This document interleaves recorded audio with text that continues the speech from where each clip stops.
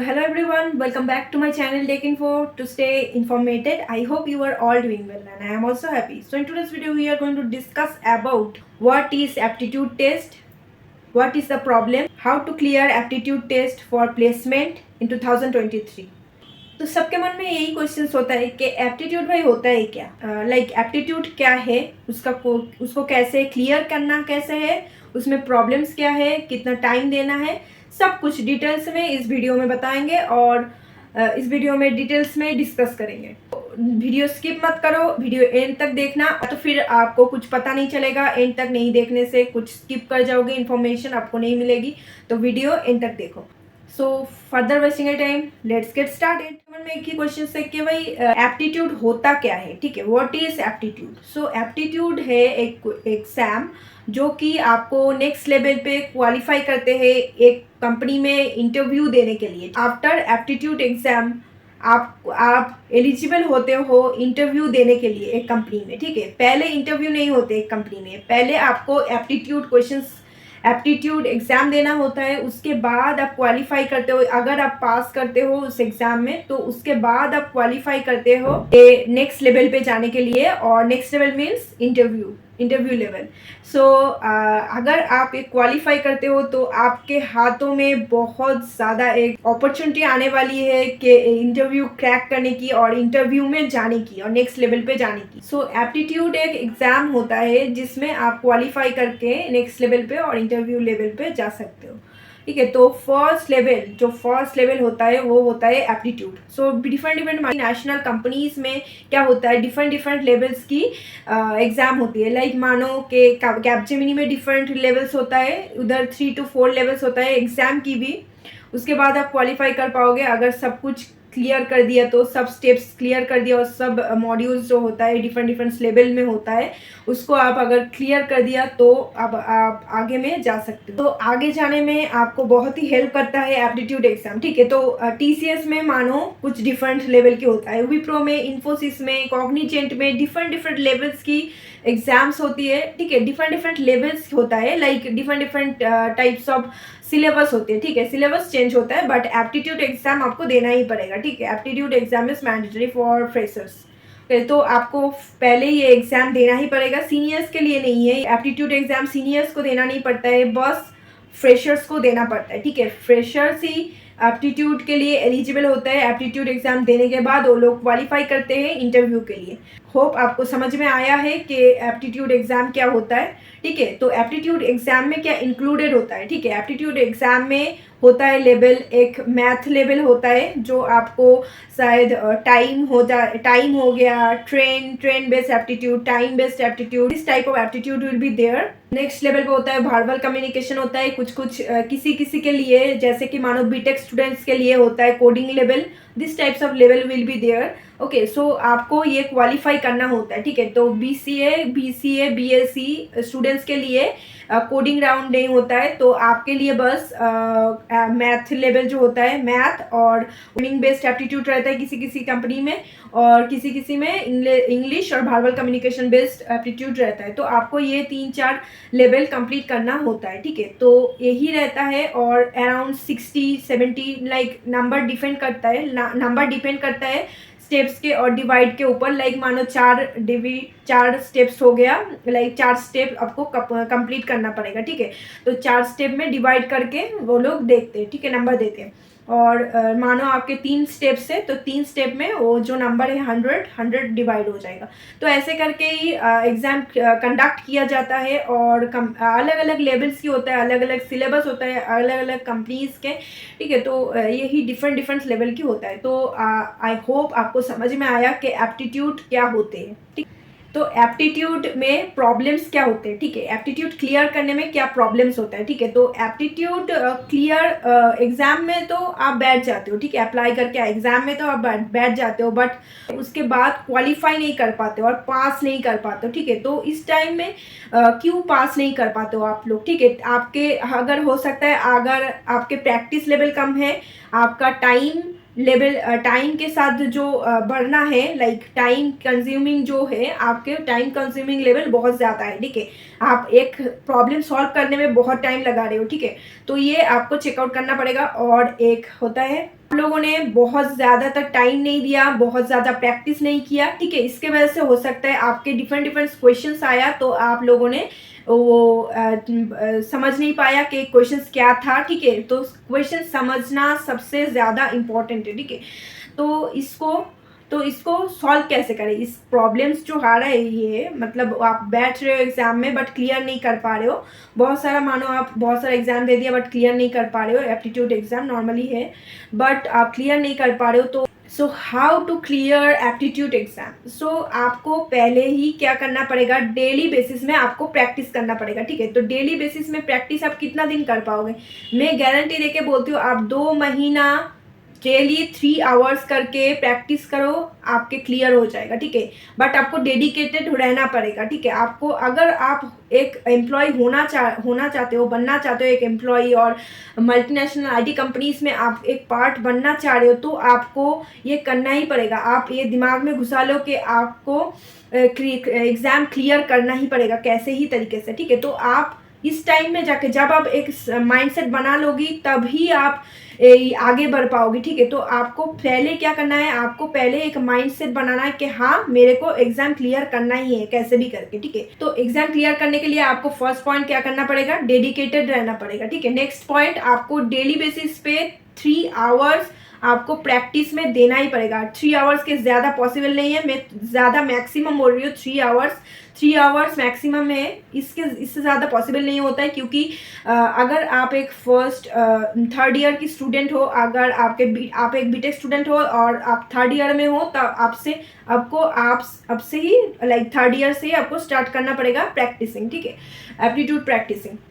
तो क्योंकि प्लेसमेंट्स के लिए कंपनीज हायर करना स्टार्ट कर देते हैं, ठीक है, एग्जाम वगैरह कंडक्ट करना स्टार्ट कर देते हैं, तो आपको तब से प्रैक्टिस करना होता है। और 3 आवर्स में क्यों बोल रही हूँ, क्योंकि और भी कुछ पढ़ना होता है, सिलेबस होता है, सेमिस्टर भी तो क्लियर करना है भाई, तो इसलिए आपको 3 आवर्स मैक्सिमम उसमें देना है डेली, ठीक है। मैं मैक्सिमम बोली हूँ क्योंकि 2 आवर्स आपको ढूंढने में टाइम लग जाएगी कि कहाँ से पढ़ना है, सर्च वगैरह करने में, ठीक है। तो आपको ये 2 घंटा सर्च में लगाना है, सर्च में और कंसेप्ट समझने में लगाना है, ठीक है। और 1 घंटा क्या करना है, आपको वो सब कुछ प्रैक्टिस करना होता है, ठीक है। तो आप 1 घंटा प्रैक्टिस करो और 2 घंटा सर्चिंग वगैरह और कंसेप्ट समझने में दो, तो 3 घंटा टोटल दो, और 2 महीने में, मैं बोल रही हूँ 2 महीने में आप क्लियर कर पाओगी एग्जाम। ड्यूरेशन तो हो गया, और क्वेश्चन, उसके बाद क्वेश्चन होता है कि कहाँ से पढ़ना है हमें, ठीक है। तो पढ़ना कहाँ से है, कोई लोग क्या करते हैं, कोई बुक्स खरीदते हैं एप्टीट्यूड क्लियर करने की बुक्स, ठीक है। तो उसमें मत जाने की कोई ज़रूरत ही नहीं है, क्योंकि ऑनलाइन पे अवेलेबल है। तो वेबसाइट्स, अगर आप एक गूगल से पढ़ना चाहते हो, वेबसाइट से पढ़ना चाहते हो, तो वेबसाइट्स होता है indiabix.com, बहुत ही अच्छी एक वेबसाइट है जिधर आपको सब कुछ मिल जाएगी, एप्टीट्यूड के कोडिंग के क्वेश्चंस मिल जाएगी आपको, वर्बल कम्युनिकेशंस की, मैथ की, डिफरेंट टाइप्स ऑफ क्वेश्चंस रहता है indiabix.com ये वेबसाइट में।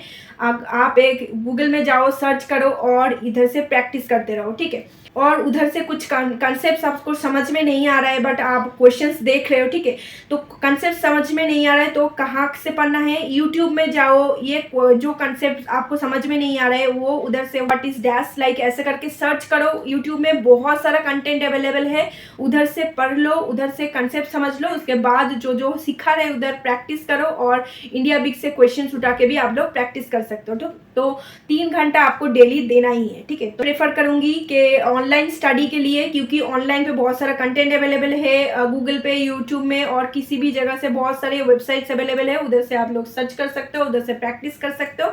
बहुत अच्छा वेबसाइट्स है indiabix.com, उधर से प्रैक्टिस करो, ठीक है।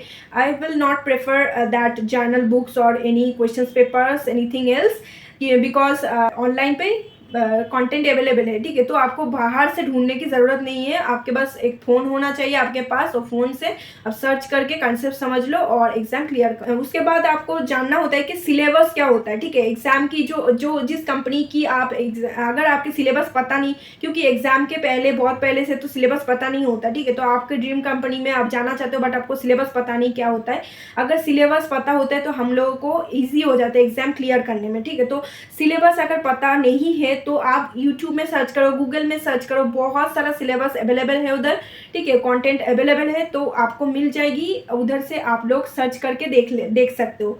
तो सिलेबस आपको पता होना चाहिए कि आप किसके बारे में, कौन सी मॉड्यूल में आप एग्ज़ाम दे रहे हो, ठीक है, क्या क्या सिलेबस होता है, क्या क्या सब्जेक्ट्स, कौन कौन चैप्टर्स में आपको पढ़ना चाहिए, जोर देना चाहिए, तो उसको आप कैसे समझोगे कि आपको कौन सी इंपॉर्टेंट है आपके लिए, ठीक है। तो उधर नंबर भी डिवाइड करके दे दिया होता है सिलेबस में, ठीक है। तो ये इसमें इतना करके ऐसा करके डिवाइड किया होता है। तो जिसमें नंबर ज़्यादा हो तो आपको उसमें ज़्यादा टाइम देना पड़ेगा, ठीक है। तो ये समझना पड़ेगा कि मेरे टाइम में क्या किया था मैंने भी। मेरे टाइम में जो बस मेरे पास 1 ईयर था, ठीक है, उस टाइम पे। तो 1 ईयर से ही मतलब मेरा 3rd ईयर BCA कंप्लीट किया था मैंने, और 3rd ईयर के पहले मतलब 3rd ईयर में मेरा कंप्लीट हो जाएगा BCA, और मैंने क्या किया था 2nd ईयर से ये प्रैक्टिस करना स्टार्ट किया था, ठीक है। तो अगर आपके कुछ पता नहीं है तो दूसरे को पूछो, और दूसरे आपके जो फ्रेंड्स है, कॉलेज के फ्रेंड्स और आपके सीनियर्स हैं, उन लोगों से पूछ सकते हो, आप उन लोगों से ज्ञान ले सकते हो कि थोड़ा बहुत तो आपसे पता ही होगा उन लोगों को ज़्यादा, ठीक है। तो उन लोगों से थोड़ा बहुत जानकारी ले सकते हो, इन्फॉर्मेशन ले सकते हो आपके कैसे क्लियर करना है करके, ठीक है। तो और कैसे पढ़ना है, कहाँ से पढ़ रहे हो, आपके फ्रेंड्स वगैरह आप रिसर्च करो, उसके बाद ही पढ़ना स्टार्ट करो, ठीक है। तो मैंने भी ऐसे ही रिसर्च करके फ्रेंड्स से पूछ के ये स्टार्ट किया था प्रैक्टिसिंग, एंड 2 to 3 मंथ्स लगा था मेरे को, ठीक है। तो 2 to 3 मंथ्स में मैंने बहुत सारा प्रैक्टिस किया indiabix.com से, और मैंने क्रैक कर दिया कैपजेमिनी, TCS दोनों कंपनी।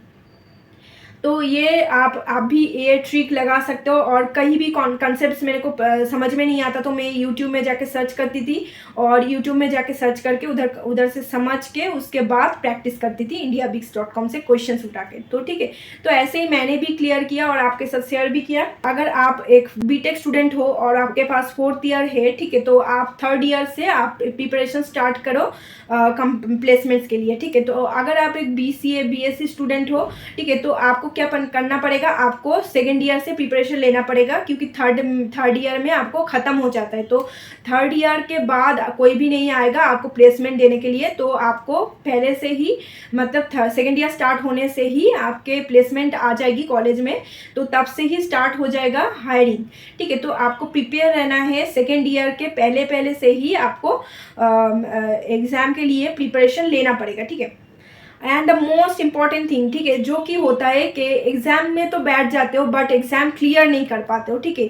अप्लाई करके जो भी करके आप लोग एग्ज़ाम में बैठ गया बट क्लियर नहीं हो रहा है भाई। इस टाइम में क्या करना है, इस टाइम में आपको क्या करना है, बहुत ज़्यादा प्रैक्टिस करना है। कंसेप्ट समझो और प्रैक्टिस करो, कंसेप्ट समझो प्रैक्टिस करो। डेली बेसिस में आपको माइंडसेट बना लो पहले, उसके बाद ही आपको क्रैक करना ही है, ऐसा माइंडसेट बना लो। उसके बाद प्रैक्टिस करना स्टार्ट करो और कंटेंट सर्च करो, कंसेप्ट समझो, उसके बाद प्रैक्टिस करो, ठीक है। और सिलेबस सिलेबस को जानना बहुत ज़रूरी है, मैंने बता ही दिया, ठीक है। तो सिलेबस जानो, उसके बाद कंटेंट सर्च करो, और उसके बाद प्रैक्टिस करना स्टार्ट करो। जितना आप प्रैक्टिस कर पाओगे उतना ही आपको टाइम देख के प्रैक्टिस करना है, ठीक है। तो आपको वॉच देख के प्रैक्टिस करना है, वॉच देखो प्रैक्टिस करो, वॉच देखो प्रैक्टिस करो। ऐसा करते करते आपका क्या हो जाएगा, आपका हाथ का स्पीड भी बढ़ जाएगी और दिमाग में बस भी, और ऐसे माइंडसेट भी हो जाएगा कि हाँ तो आप कर सकते हो। तो ऐसा ही करके आपको आगे बढ़ना है, और ऐसा ही करके आपको प्रैक्टिस करते रहना है। बहुत ज़्यादा प्रैक्टिस करना होता है, ठीक है। प्रैक्टिस की कमी रह गई तो 80% में जाके आप अटक जाओगे, 20% कंप्लीट नहीं होगा, ठीक है। तो उसके भी क्राइटेरिया होता है कि आप क्लियर कर पाओगे कि नहीं। 70% होता है क्राइटेरिया, सबके डिफरेंट क्राइटेरिया होता है, पासिंग क्राइटेरिया। तो इसमें आपको पहले से जानना होता है कि क्राइटेरिया क्या है, आपको टारगेट रखना है कि क्राइटेरिया जो है उसको फुलफिल कर देना है, ठीक है।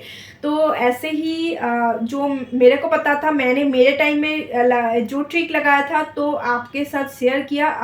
आई होप आपको अच्छा लगे, वीडियो इन्फॉर्मेटिव लगे। अगर आपको वीडियो अच्छा लगे तो लाइक कर देना, और चैनल पे नए हो तो सब्सक्राइब करके रखना। अगर दूसरी इसी तरह की इन्फॉर्मेटिव वीडियो देखने के लिए और जानकारी मिलने के लिए आप पहले ही सब्सक्राइब करके रखो। Bye bye, thanks for watching, I will see you in the next informative video.